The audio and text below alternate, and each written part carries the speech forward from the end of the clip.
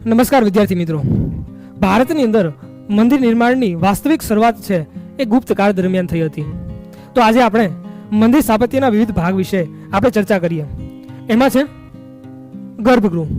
તો ગર્ભગૃહ છે એ જ્યાં મુખ્ય દેવતાનું સ્થાન હોય, જ્યાં મૂર્તિ સ્થાપવામાં આવે તેને આપણે ગર્ભગૃહ તરીકે ઓળખીએ છીએ.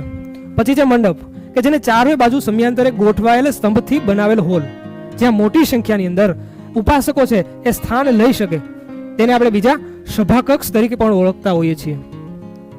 નેક્સ્ટ અંતરાલ, કે તે મંદિરના ગર્ભગૃહ અને મંદિરના મુખ્ય હોલ કે મંડપ ને જોડનાર જે ભાગ છે તેને આપણે અંતરાલ તરીકે ઓળખીએ છીએ.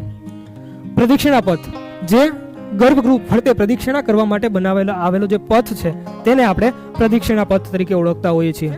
જગતી, મંદિર ને જમીનથી થોડે ઊંચાઈ પર બનાવવામાં આવે છે અને આ ઊંચાઈ ધરાવતા પ્લેટફોર્મને જગતી કહે છે. જે મંદિર હોય તેને ઊંચાઈ ઉપર બનાવવામાં આવેલું જે હોય તેને આપણે જગતી કહીએ છીએ.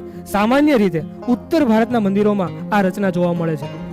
અને છે મંડોવર, તે ગર્ભગૃહની પીઠ તરફની દિવાલની બહારની તરફની અલંકૃત ભાગ છે, તેને આપણે મંડોવર તરીકે ઓળખીએ છીએ.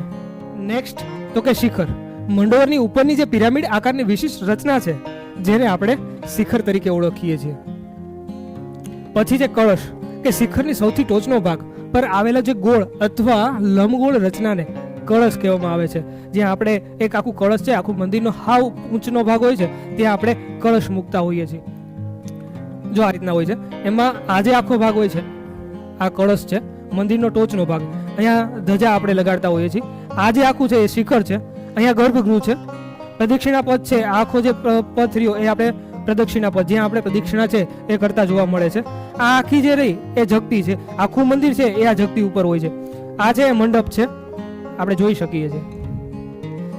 અને આવું જ નવું નવું જાણવા માટે એટલે કે મારી યુટ્યુબ ચેનલ હર્ષ રાજગોર યુટ્યુબ ચેનલને લાઈક કરો, શેર કરો અને સબસ્ક્રાઇબ કરો. ધન્યવાદ.